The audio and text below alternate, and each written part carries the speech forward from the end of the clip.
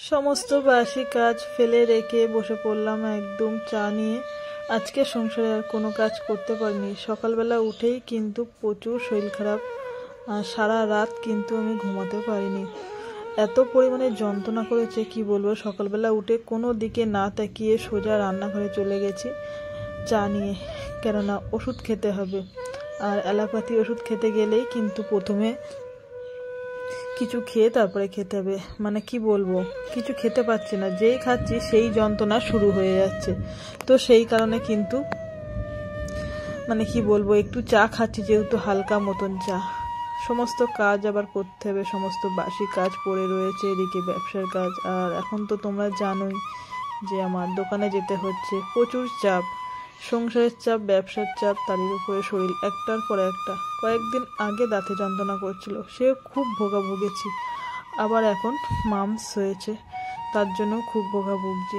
কি করব, মেয়েদের তো এটাই কষ্ট, সংসারের সমস্ত কাজই করতে হবে, রেস্টের কোনো সত্যি কোনো বালাই নেই। যতই কষ্ট হোক না কেন আমাদের কিন্তু কাজ করে যেতেই হবে। কালকে রাতে দোকানে গিয়েছিলাম, তো ডাক্তার দেখিয়ে ওষুধ নিয়ে এসেছি, রাতে খেয়েছি।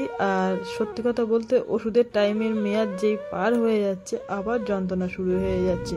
কালকে যেহেতু দোকানে গিয়ে পর আমি ওষুধটা খেয়েছি অনেকটা সময়, ওই কারণে রাতের থেকে আবার শুরু হয়ে গিয়েছে। তো অ্যালোপ্যাথি ওষুধ আমি খেতে পারি না, তোমরা জানো যে আমি হোমিওপ্যাথি ওষুধ খাই, কিন্তু এত বাড়াবাড়ি হয়ে গিয়েছে শেষমেশ কিন্তু আমার অ্যালোপ্যাথি খেতে হচ্ছে। আর অ্যালোপ্যাথি ওষুধ সত্যিই আমি খেতে পারি না, আমার যেন গলায় বেঁধে যায়। কিন্তু কি করব, পরিস্থিতি পড়লে মানুষ সব কিছুই মানিয়ে নিতে হয়। আর বসে বসে ভাবছি যে সংসারের সমস্ত কাজ আমি করব কি করে। প্রচুর পরিমাণে মাথা যন্ত্রণা করছে, জ্বর এসেছে, আবার তারই ওপরে কানের যন্ত্রণা প্রচুর করছে। জানি না কি হবে। সত্যি কথা বলতে আমার যেই কষ্টটা হচ্ছে, আমি কারোর সঙ্গে যে প্রকাশ করব সেটুকু আমার উপায় নেই। কাকে বলবো? তোমাদের দাদা ভাই তো সকালবেলা উঠে বাজারে চলে গেল, ও নানান তালে ব্যস্ত থাকে, আর ওকেও বা সারাদিনের কত কথা শেয়ার করব। ওর চারিদিকে মাথা থাকে, যেহেতু একটা ব্যবসা করলে যা বুঝতেই পারছো ব্যবসার কতটা পরিমাণে চাপ থাকে। তারপরে দোকানের একটা মানে মালপত্র আনা, বাড়ির মালপত্র আনা, বুঝতেই পারছো একা মানুষ হলে যা হয়। কিন্তু তোমাদের দাদাভাই অনেকটাই আমার হেল্প করে, যতক্ষণ পারে চেষ্টা করে দুজনে মিলে হাতে পিঠে কাজ করার। কিন্তু এখন এমন একটা পরিস্থিতি হয়ে গেছে না, তোমাদের দাদাভাই আর আমাকে হেল্প করার মতন সত্যিই সময় পায় না। তো নিজে হাতে সমস্ত কাজ আমার করতে হয়। তো যতটুকু পারি চেষ্টা করি তোমাদের সঙ্গে সবকিছু শেয়ার করা, যেহেতু তোমরা এখন আমার পরিবারের একজন হয়ে গেছো। যেহেতু অ্যালোপ্যাথি ওষুধটা আমি খেলাম, বুঝতেই পারছো সঙ্গে সঙ্গে কাজ হয়ে যায়। একটু মিনিট 5 হয়েছে, একটু বিশ্রাম নিয়েছিলাম, তারপরে চলে এসেছি রান্নাঘরে। বুঝতেই পারছো সমস্ত কাজ করতে হবে।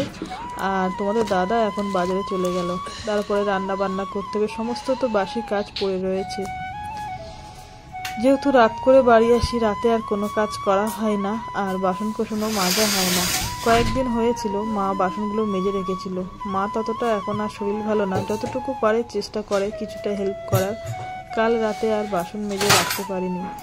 সত্যি কথা বলতে যখন পরিস্থিতি খারাপ আসে না, চারিদিক দিয়েই খারাপ আসে। সময়ের সময় সবাই পাশে থাকে, অসময়ে কিন্তু সত্যিই কেউ পাশে থাকে না, সেটা আমি বুঝতে পারছি। যেহেতু এখন আমার অসময়, শরীর খারাপ মানেই আমার কাছে একটা অসময়। তো অসময়ের সময় সত্যিই কেউ থাকে না, নিজেরটা নিজেরই করতে হবে। যদি কয়েকটা কাজ গুছিয়ে রাখতো তাহলে কিন্তু আমার এতটা কষ্ট হলেও মানে একটু কম হতো, কিছুটা কাজ গুছিয়ে রাখলে। তো যেহেতু আমাদের অনেকটাই বাসন হয়, আগে না সময় যখন থাকতো না পাতায় খেয়ে নিতাম, এখন পাতাটা ফুরিয়ে গেছে, তোমাদের দাদাকে আনতে বলছি, ও ভুলে যাচ্ছে। পাতায় করে খেলে অনেকটা বাসন কম হয়। আর বুঝতেই পারছো সমস্ত কাজ পড়ে থাকে আমার জন্য।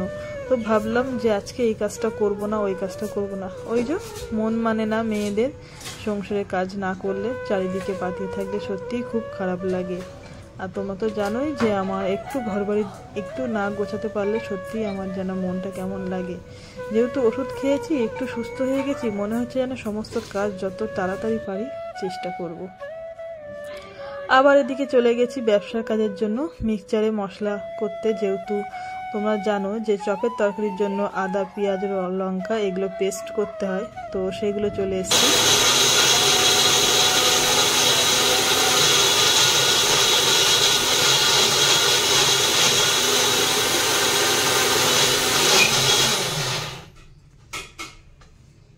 প্রত্যেক দিনই আমার এই কাজটা থাকে, তোমাদের সঙ্গে শেয়ার করা হয় না। কত কাজ আমি তোমাদের সঙ্গে শেয়ার করব, আর একা হাতে আমি কত কাজ করি তোমরা সত্যি মানে ভাবতে পারবে না যে সমাধি এত কাজ একা কি করে করে। আমি নিজেকেই বলছি, কেন জানো তো, আমি মাঝে মাঝে ভাবি দিনের শেষে যখন রাত হয়ে যায় যে এত কাজ আমি কি করে করতে পারি। যাই হোক, আমার সেজন সহায় আছে বলে সেই জন্য আমার অসুবিধা হয় না, সব কাজ হয়ে যায়। তো দুপুরবেলা চলে এসেছি, দেখো এখন ঝিঙে আলু আর মাছ, তোমাদের দাদা অনেকটাই মাছ এনেছে, সকালবেলা মাছ ভাজা দিয়ে সবাই ভাত খেয়েছি। আর এখন চলে এসেছি দুপুরবেলা রান্না করতে, ঝিঙে আলুর ঝোল, আর দেখা যাক কিছু একটা করব।